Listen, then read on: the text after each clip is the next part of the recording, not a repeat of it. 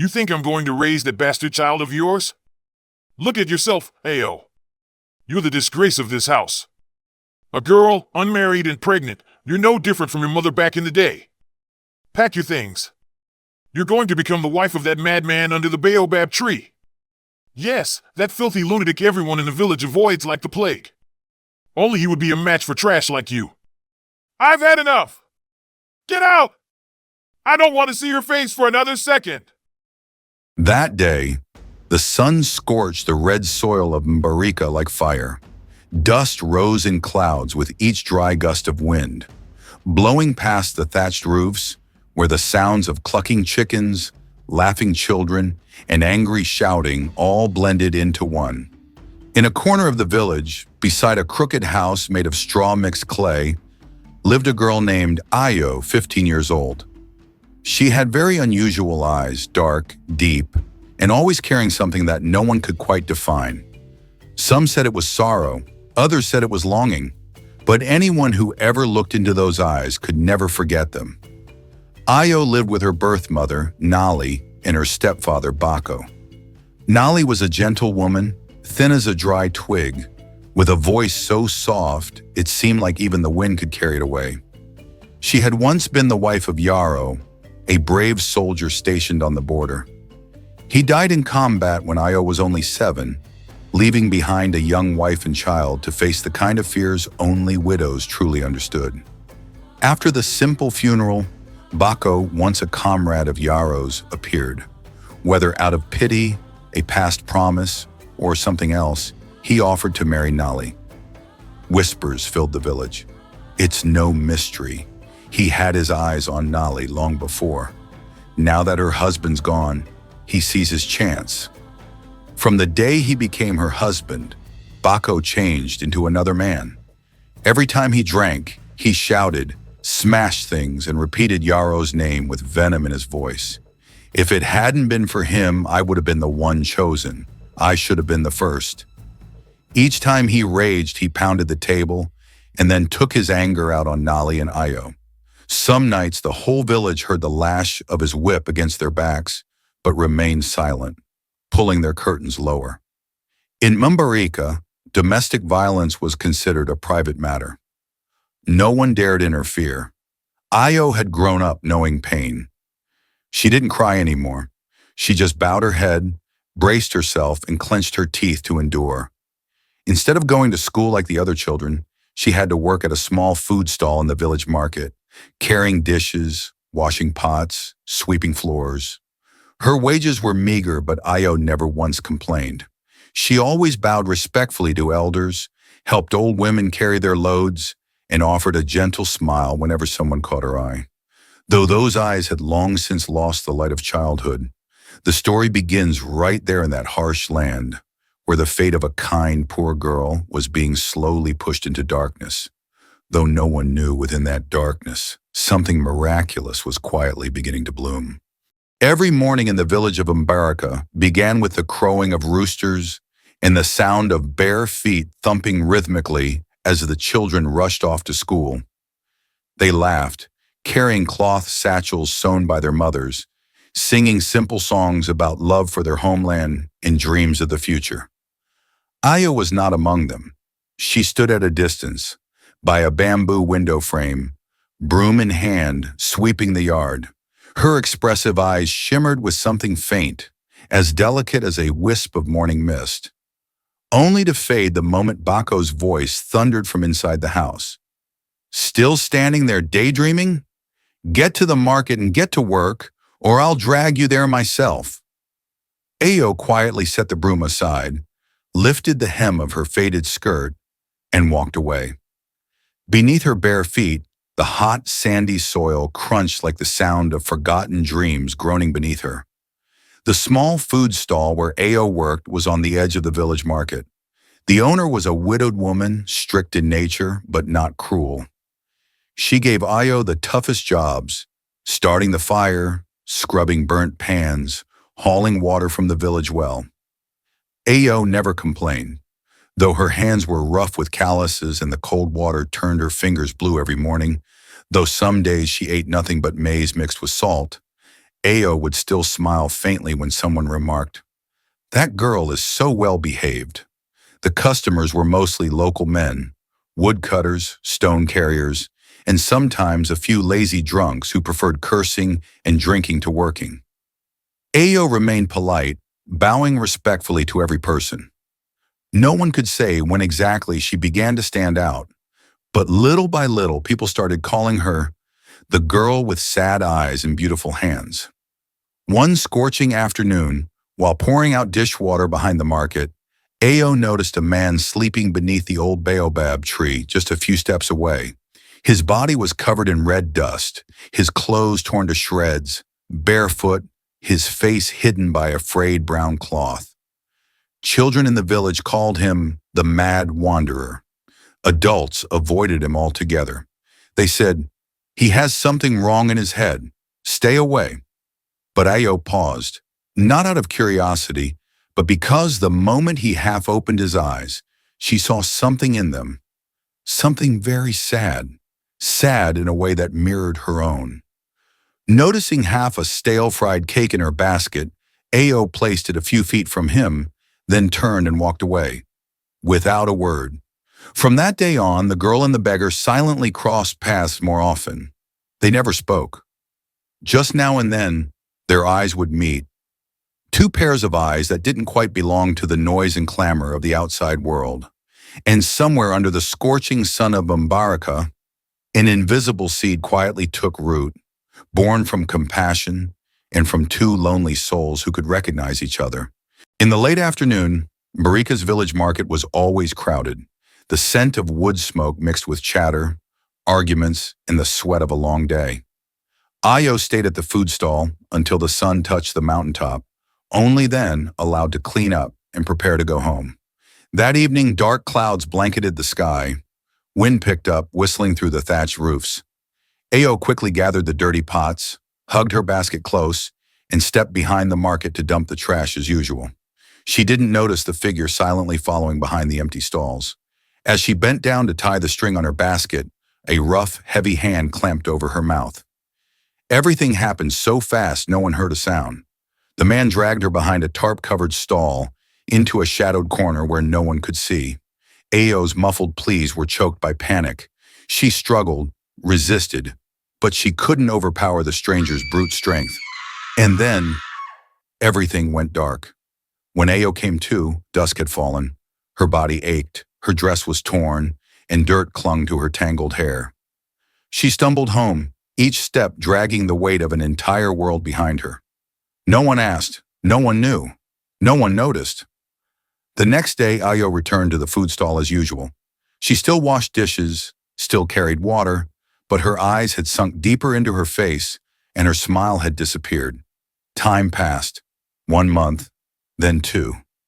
By the 3rd month, Ayo's belly began to show.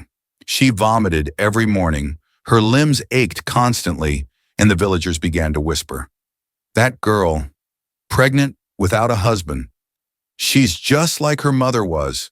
The women in that family only bring shame." When Bako found out, he went mad. He slammed the table, threw a pot into the corner of the house and shouted, "I told you! Trash! A bastard like her will only give birth to another bastard." He grabbed Ayo by the hair and slapped her across the face with full force. Blood trickled from the corner of her mouth, staining her patched shirt. But Ayo didn't fight back. She just stood still, her eyes too numb to cry. Nali, Ayo's mother, covered her face and wept in the corner. She loved her daughter, but she feared her husband even more. She feared the long nights beside a man who might strangle her simply because the past never belonged to him. That night, Bako walked up to Nali and said something that fell like an axe onto Ayo's fate. "You want to live in peace? Then get rid of her. Give her to any madman you want. I don't want to see that girl and her bastard belly in my house for one more day." Nali said nothing. She only lowered her face to her knees and quietly nodded. Ever since that silent nod, Ayo's mother, Nali, had seemed like a ghost. She avoided her daughter's gaze, quietly going about her chores like a shadow drifting through the house. As for Io, she seemed to sense that something was waiting for her at the end of this road, but she didn't ask, because she knew in this house no question was ever answered with the truth. 3 days later, just as dusk fell, Bako called Io out into the yard. In front of her lay a small cloth bag stuffed with a few worn-out clothes, a handful of dried maize, and a few coins. "Tomorrow you're getting married," he said coldly, then let out a bitter laugh. "Lucky for you, there's still some lunatic at the edge of the village willing to take garbage like you. I guess heaven hasn't closed all doors after all. And I'm done feeding some bastard-bearing brat like you." Ao stood still. She didn't ask to whom or why. Only the wind howled through the bamboo slats, lifting the thatch roof slightly, blowing through the long black hair of the 15-year-old girl. The man Bako referred to was Obasi, the beggar who lived beneath the old baobab tree near the village gate. No one knew where he had come from. Some said he went mad after losing his wife. Others claimed he was a fugitive. Still, others shrugged and said, "That guy has nothing but his breath and a pile of rotting clothes." Obasi slept in a ramshackle hut made from sticks and burlap sacks, nestled under the largest baobab tree in the village, a place where birds didn't nest and people dared not linger. Only Io had once left him half a fried cake, and a look that held no contempt. And perhaps because of that, Obasi didn't say no when Bako proposed marrying her off to him. The next morning there was no wind, no music, no guests, no feast, no blessings. Obasi arrived early, his heart pounding hard in his chest. Maybe for the first time in his life, a so-called madman was about to experience what it meant to take a wife. Nali, her eyes red and swollen, embraced her daughter tightly, unable to bring herself to say the words, "I'm sorry." Bako stood with arms crossed and barked, "Hurry up! Don't make me sick just standing there." 14-year-old Io was leaving home for the first time, leaving behind the house that had witnessed her entire painful childhood. She thought back to the days when she had both her mother and father, days that were poor but filled with warmth. She didn't yet understand what the future held for her now. Being handed to a man considered mad, a wanderer without a home. With tears brimming in her eyes, she choked out a question to her mother. "So, will I ever be allowed to come back, Mama? Will I ever see you, or Father, again?" But Bako didn't let her speak another word. He erupted. "You think I'm going to raise that bastard child of yours? Look at yourself, Io. You're the disgrace of this house. A girl, unmarried and pregnant, just like your mother back in the day." Ao stayed silent, eyes wet. Bako bellowed, pointing toward the gate. "Pack your things and go. Be the wife of that madman under the baobab tree. Yes, the one the whole village avoids like a plague. Only he would be a match for trash like you. I've had enough. Get out. I don't want to see your face for another second." Ao lowered her head, hugged her bundle, and walked away with Obasi toward the old tree, a place people called the end of the road. Obasi said nothing. He simply looked at the young girl with the rounded belly, thin legs, a face without makeup, but eyes, clear as morning dew at the end of the season. He lit a fire and prepared a pot of porridge. He poured it into a chipped porcelain bowl and handed it to Io. "You don't need to call me husband," he said gently. "Just call me the one who'll help you breathe." Io took the bowl, her hands trembling, eyes filled with tears. Not from hunger, but because for the first time, someone had called her you with kindness. No one knew that in that crumbling shack beneath the ancient tree, kindness and compassion were quietly reviving a soul that had long been buried in the mud. Obasi's hut sat beneath the largest baobab tree in the village, a place no one dared approach. Wind from the fields blew through the torn shelter, making the old cloth hanging by the door flap like a flag of a kingdom, poor to the bone. Ao stepped inside, her hands still gripping the strap of her bag tightly, as if it were the only thing keeping her from falling off the edge. The hut was small, dark, and damp.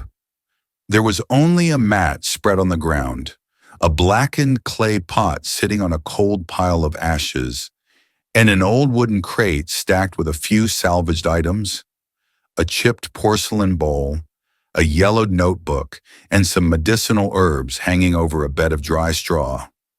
Obasi lit a fire. His hands moved slowly and patiently, as if performing something sacred. Ao sat curled in the corner of the mat, her belly now visibly rounded beneath her patched clothing. She stared at the tiny flickering flame, her eyes empty. A moment later, Obasi placed a bowl of corn porridge in front of her, steaming with the scent of ginger and wild greens. He sat down a few steps away, keeping a respectful distance. "Eat. It's nothing fancy, but it might ease the nausea." Ao looked up. For the first time, she truly saw Obasi's face. Beneath the tangled hair and thick beard were eyes, still and quiet, like calm water. There was no pity, no judgment, and no desire.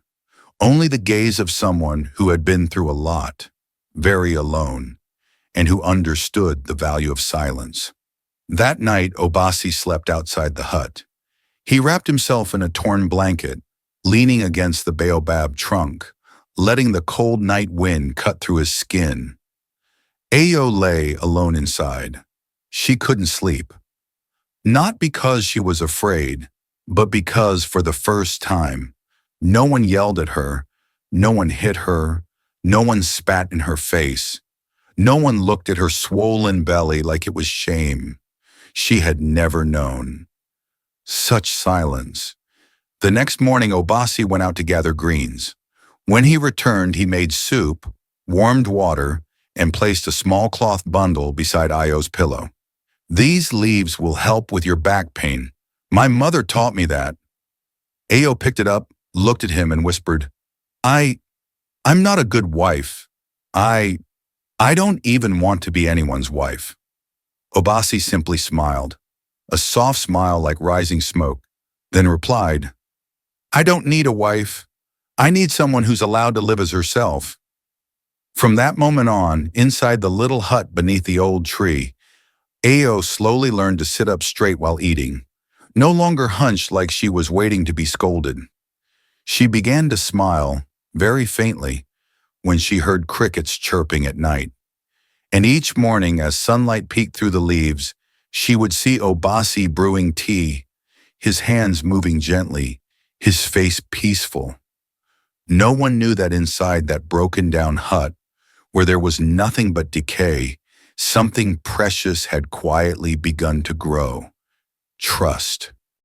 The rainy season in Mumbarika came as suddenly as poverty, without warning, without time to prepare. Dark clouds rolled in from the distant mountain range, blanketing the village sky. By mid-afternoon, the sky had turned pitch black. Then came a thunderclap, loud as the heavens collapsing, shaking the thatched roofs to their cores. Obasi stopped tying the roof and looked up, his voice low and steady. "The flood is coming." Ao was sweeping the corner of the hut, her hand resting on her lower back, her belly heavy now. She breathed hard, her legs swollen, but insisted on working. Obasi walked over, gently placed his hand on the broomstick, and said, "Leave it. You need to rest." Ao gave a faint smile, but before she could respond, a gust of wind swept in, carrying raindrops as large as kernels of corn, pelting the earth in a furious downpour. Within minutes, water outside the hut had risen and was flowing like a stream. In the pitch-black night, rain poured like a waterfall. Cries echoed from the other side of the village. "The flood! The flood's coming from the mountain stream. The culverts overflowed." Obasi ran outside. The muddy red water had already risen to his knees. The hut would be swept away if the water rose any higher. He rushed back inside. Ayo was clutching her belly, collapsed on the dirt floor. "Obasi, it hurts. I think I'm going into labor." His face turned pale. There was no doctor, no midwife. No one was coming to help. Just him and her. In the dark night, with wind howling and floodwaters rising. Obasi wrapped Io in the last dry cloth, hoisted her onto his back, and stepped out of the hut, which was already ankle-deep in water. Beneath his feet were sharp stones, floating debris, thick mud, and water cold enough to sting the skin. Every step tore through his back, but Obasi held Io tightly. "Hold on to me. I won't let you go. Not tonight." Io clung to him, sweat, rain, and blood all blended together. She didn't cry, didn't scream, only whispered, "If I die, please protect my child." She was never truly welcomed into this world. Obasi let out a roar, not of anger, but defiance. After more than an hour fighting against the rushing water, Obasi found an abandoned hut on a high knoll, just above the floodline. He lit a fire, laid Io down, and began to assist with the birth himself, using everything he had learned from his mother long ago, a healer whose hands were said to work miracles. Io screamed in pain, but she gripped Obasi's hand with all her strength. And then, a baby's first cry rang out in the storm. A newborn girl, red and fragile, wrapped in an old cloth, her eyes tightly shut but her voice fierce, as if challenging the heavens themselves. Obasi broke down in tears. His hands trembled as he held the tiny life. He turned to Io, exhausted, gasping for breath, but with a smile brighter than anything he had ever seen. "We made it, didn't we?" she whispered. Obasi nodded, choked with emotion. "Yes, both of you are alive." That night, the rain kept falling. The wind kept howling. But in the small hut atop the hill, the fire still burned. And a family with no name, no wedding, no blood ties, was born, not by blood, but by humanity. After the historic flood, the village of Mbarica lay in the remnants of devastation and sorrow. Many roofs had been swept away, crops were destroyed, and the village paths had turned into mud pits. The local government quickly dispatched officials from the city to assess the damage and distribute emergency food and clean water supplies. For the first time, the villagers saw modern four-wheel drive vehicles rolling into their community. Men in crisp white shirts, wearing dark sunglasses, carrying notebooks, and speaking in a strange blend of English, French, and Bantu. By now, Io had recovered and was still living with Obasi in their old hut. She had named their daughter Nyara, which means light after the storm. The baby was peaceful and chubby, with big round eyes like her mother's, but with a gaze deep and calm like her father's. The man who hadn't given her life by blood, but who had given life back to both mother and child. One morning, Obasi woke up early, as usual, to gather herbs. When he returned, he saw three strange men standing outside the hut. One of them, tall and dressed in a suit wrinkled from trudging through mud, stared at him and suddenly exclaimed, "Sir Obasi! Obasi Adebayo? Is it really you?" Io was cradling the baby when she heard it. She turned around, startled. She had never heard anyone address her husband like that before. Obasi said nothing. He looked at the man for a long moment, then quietly nodded. "I'm the man you used to know, but I'm not the man you're looking for anymore." The man grew emotional, turned to the others and said, "He's alive. The sole heir to the Adebayo Corporation is still alive." Villagers began to gather wide-eyed. The food stall owner, the children who used to throw stones at Obasi, even those who had avoided him like the plague, all stood in stunned silence. An old man in the crowd muttered, "Adebayo, that name. One of the three wealthiest families in Lagos. Their only son disappeared in a plane crash 5 years ago. The whole country held a grand memorial. Could it really be?" Obasi turned to Io. She stood there confused, holding their baby. Looking into her eyes, he spoke softly. "I once belonged to a world full of money, but I no longer believed in anyone. When the plane crashed, I survived, and I didn't want to return. I wanted to find out what the real world was, without title, without money, without power. And then I met you. Ao looked at him, and in that moment she understood why he knew how to heal, why he knew things no beggar could possibly know. She understood why his eyes had never shown fear in front of others, because he had once had everything and had chosen to leave it all behind. As the villagers started whispering among themselves, one person spoke up. If he's a billionaire, why has he been living like a dog in the dirt? Another said, he must be crazy. Obasi only smiled, his voice calm. I lived like that so I could see who was real with me. And I found her, the only one who never bowed to status, a 15-year-old girl who once gave me half a stale cake. Every eye turned toward Ao. For the first time, she did not bow her head in shame. She stood tall, cradling her baby, and smiled. After a long pause, a man in a black suit, a representative of the family company, stepped forward through the crowd and spoke sternly. Mr. Obasi, we have the car ready, and the team in Lagos is waiting. Please come back. The Adebayo Corporation needs you. Obasi looked straight at him. Behind him stood the crooked little hut, where Ayo and baby Nyara were peacefully sleeping. The golden light of the setting sun bathed the thatched roof, and a soft breeze rustled the leaves of the baobab tree. He raised his hand, palm facing outward as a signal to stop. He wasn't angry, but he was firm. No. A long silence followed. Then he continued, his voice deep and steady like a tree after the rain. I will stay. I'll return when the time is right. But for now, stay here. Stay and support the things I truly need. The man in the suit said nothing. The others behind him lowered their heads. No one dared to speak again, because for the first time they understood. The man they once called the heir had become something far greater than a title. He had become a free man. They used to say that long ago in Lagos there was a family named Adebayo, known throughout western Nigeria. They weren't royalty nor politicians, but they were respected, both for their wealth and their integrity. Obasi's ancestors had been renowned healers, using forest herbs to treat the sick and teaching medicine even to white men during colonial times.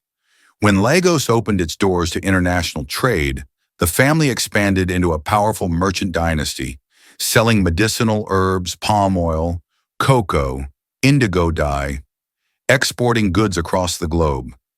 Coastal communities called them the wealthy who never forgot they were human. And Obasi, the only son of the fourth generation, walked away from it all. The news that Obasi Adebayo was still alive spread through Mbarica like a strange wind. Some came to apologize, some out of curiosity. Others just shook their heads in regret. If only we'd been kinder to him back then. But some whispered instead, that Ayo girl's lucky, married the wrong man, and ended up the wife of a billionaire. That evening, as the sun painted the thatched roofs in shades of fire, a figure appeared in front of the little hut beneath the baobab tree. It was Nali, Ayo's mother, frail, clutching a cloth bundle, her bare feet caked with mud. And behind her was Bako, thinner, more worn, but his eyes still carried arrogance. He didn't come to bow his head. He came with a forced smile and a voice dripping with false kindness. Ayo, you're doing well, I see. I'm glad. I always knew someone would come along and rescue you. Ayo stepped outside holding her baby, standing in the doorway, silent. Nali fell to her knees, hands clasped together. My child, I was wrong. I deserved to die. I didn't protect you. I didn't believe you. She cried uncontrollably. Her voice trembled like a banana leaf in the wind. Ayo looked at her mother. Her heart softened, her eyes lowered. She remembered those hands once trembling while placing a blanket over her fevered body. Remembered the days her mother skipped meals so she could eat, but then her gaze shifted to Bako. The man still stood tall, offering no apology. He only knew the girl he once beat and cursed now held the power to make him bow. "I forgive my mother," Io said softly, eyes shimmering. "She was a victim, just like me." Then she turned to Bako, her voice low and steady. "As for you, there's no need to kneel, because your heart has never bent. I don't need an apology from someone who's never known they were wrong." Bako's face went pale. He stood silent. For the first time in his life, he had no words. Obasi stepped forward, holding baby Nyara. He didn't interfere, only spoke one quiet sentence. "Some wounds need time to heal, but some wounds should never be touched again." Bako turned and walked away. No farewell, no remorse. Nali stood up, reached out to gently touch her granddaughter, and choked out, "I only ask, let me see her. Once a year, maybe." Io gave a small nod, her eyes still sad, but her heart at peace. That night the wind rustled the baobab leaves. Io sat beside Obasi, watching their child sleep. She asked, "If you weren't Obasi Adebayo, if you were still just the beggar under the tree, would anything be different?" Obasi looked at her, smiled gently.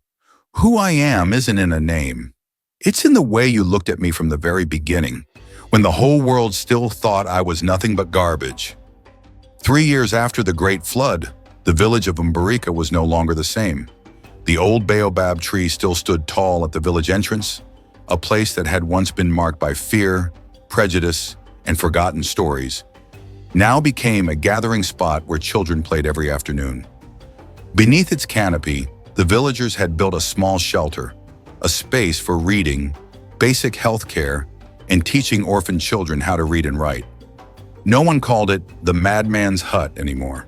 They now called it the House of Light, because every evening, a small oil lamp still glowed inside, where a man brewed herbs, a woman told fairy tales to children, and a little girl named Nyara sat learning her letters with tiny hands and sparkling eyes. After Obasi's true identity was revealed, he refused to return to Lagos. He used his inheritance to build a school, dig wells, and open a small medical clinic in the village. But he continued living in the same old hut, on a dirt mat, with an ash-covered stove and a piece of cloth still draped over the window. When villagers asked him why, he simply smiled and said, "Because it was here that I became human again." For Ayo, the past was no longer something to be ashamed of. She became a midwife, helping women give birth, teaching young girls how to protect themselves, how to say no, and most importantly, never to bow to what they didn't deserve. Every night after putting her daughter to sleep, she sat beside Obasi, watching the fire dance in their earth stove, hand in hand, peaceful, quiet, like two souls who had finally found where they belonged. Then on a March morning, the village erupted with surprise and awe over something no one had seen in decades. The baobab tree was in bloom, a tree that usually only bloomed once in a lifetime, if ever, had suddenly exploded in clusters of pure white flowers, releasing a sweet scent as light as night mist. An old man, eyes glistening, whispered, "I've lived 70 years and never once seen it bloom. This is a sign. The heavens are returning our faith." Some called it a good omen. Others said it was a miracle. But as Io stood beneath the great tree, holding her daughter, watching the petals fall gently into her hair, she simply whispered, "This isn't a miracle. It's the result of hearts that chose to change." The story of the beggar under the baobab tree, of the girl who was forced into marriage because of her pregnancy, of understanding that rose above judgment, was passed down from generation to generation. Not as legend, but as a reminder. No one is born to be cast aside, and no one is so lowly that they don't deserve to be loved. My dear friend, what do you think about this story? Was it the light or darkness disguised in holy robes? Leave your thoughts in the comments below. Hit like if you found it intriguing. And don't forget to subscribe to the channel so you won't miss the next mysterious, ancient drama we have in store. I promise, you won't be disappointed. Goodbye for now.